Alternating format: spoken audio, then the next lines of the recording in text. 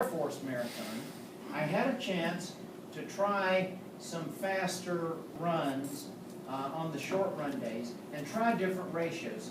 This is something that I'm going to talk about later, but it's called race rehearsal, and 1 day a week I recommend getting out there on a measured course, try a ratio that you've been using and then try others that you haven't been using, but try some of the ratios that will be short segments of each. You will be surprised. Some of them are going to work very, very well. I was surprised.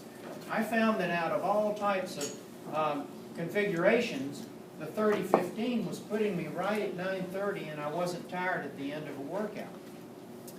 So the Air Force Marathon, I went right behind the 4:10 group, and saw the group just sort of break up as the groups do.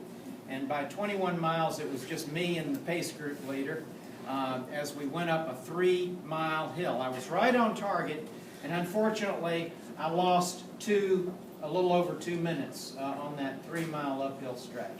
Well, I had a half-mile downhill. I made up a minute. 1.2 miles, I picked it up as good as I possibly could, and I was 38 seconds too slow. So I don't have many weekends that are free to do mile repeats, and it was late in the game to do them anyway.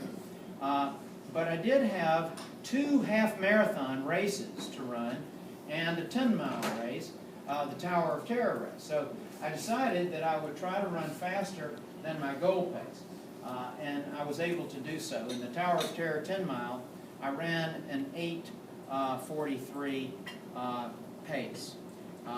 That was good. And then in the Wine and Dine, which was my last quote speed workout before, I brought that average time down to 8:39. So I really felt I was ready to go. I got to Space Coast, and I made several rookie mistakes.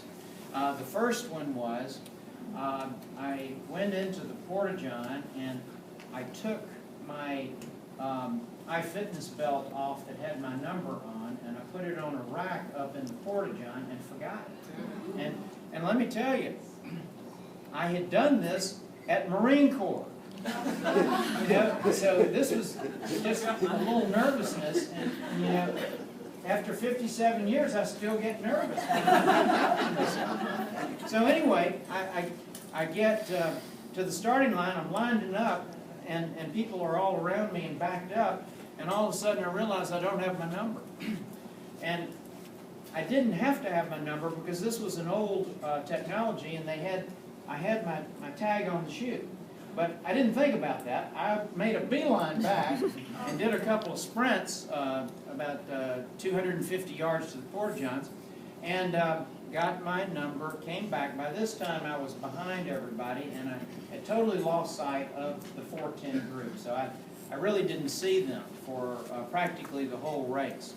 I got on my pace, and there was this one guy after 3 miles that sort of wanted to run with me. So we started running together, and he was from the West Coast, and we were talking about various things, and he had to drop off at about 16 miles or so. He was coming back from an injury.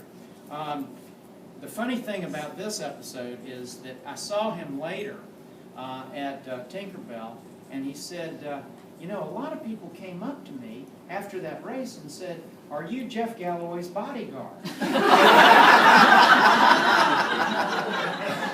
And he said, "Well, I was running by him, but, why do you say bodyguard?" He said, "Well, you had that gun that you were packing, and he had a fanny pack that had a big bulge in the thing. It wasn't a gun, but it looked like it." So whatever. So anyway, I took off at 16 miles, and I'm moving right along. I'm right on pace, right on pace. And the way the Space Coast course goes, it has 2 out and backs, different area, different side.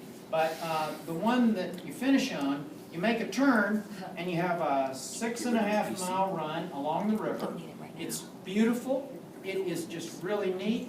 The problem at that point was the temperature was about 70 degrees, and there was about a 12, 13 knot headwind.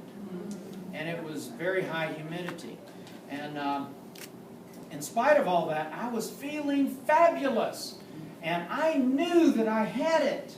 And I looked up ahead, and I saw the pace group sign.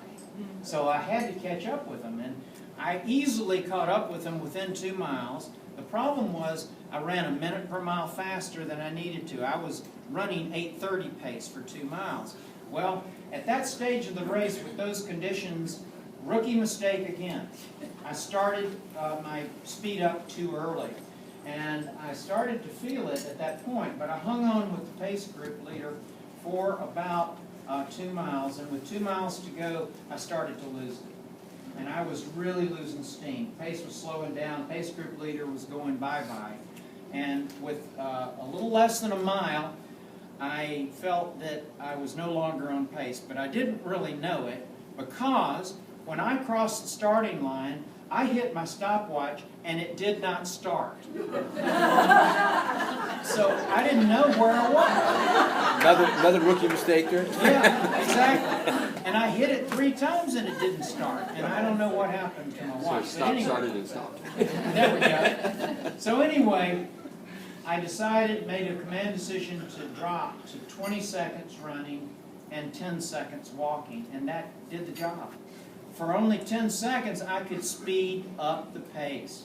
And I got my pace back, and I came on in feeling really strong and got in way ahead of my time by 6 seconds.